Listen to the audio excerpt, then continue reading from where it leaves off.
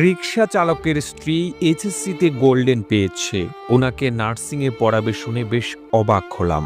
আমি হেসে বললাম, কত টাকা লোন তুলবেন? যে 1 লাখ টাকা, ঢাকা শহরে পাঠামু, বহুত টেহা লাগবো। এত টাকার কিস্তি সামলাতে পারবেন?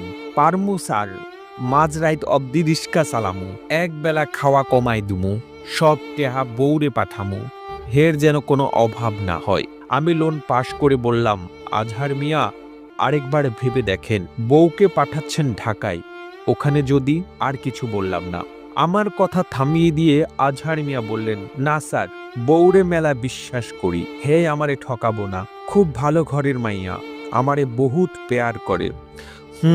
বুঝলাম, লোন পাশ হইছে, পরশু এসে টাকা নিয়ে যাবেন। আজহার সাহেব হাসি মুখে বের হলেন। তাকে দেখে অনেক সুখী মানুষ মনে হচ্ছে। রিকশা চালক হয়ে বউকে নার্সিংয়ে পড়াবে, পরিণতি কি হবে কে জানে। সে হাসিটা ছিল ওনার মুখের শেষ হাসি। এরপর থেকে ওনাকে আর হাসতে দেখিনি। নীরব হৃদয়ে মুখ ভার করে প্রতি মাসে কিস্তির টাকা নিয়ে আসেন।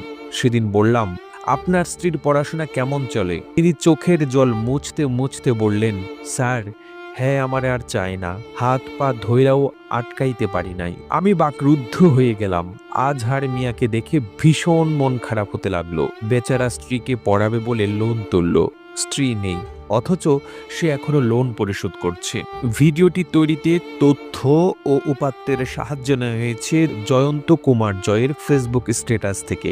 আর এতক্ষণ আপনারা সঙ্গে ছিলেন বিশ্ব বাংলার। একই সাথে আপনি বাংলাদেশের কোন জেলা থেকে রিকশা চালকের এই গল্পটি শুনছেন আমাদের কমেন্ট করে জানান। আমরা পরবর্তী ভিডিওতে আপনাকে ধন্যবাদ জানাতে ভুলব না। এতক্ষণ বিশ্ব বাংলার সাথে থাকার জন্য অসংখ্য ধন্যবাদ।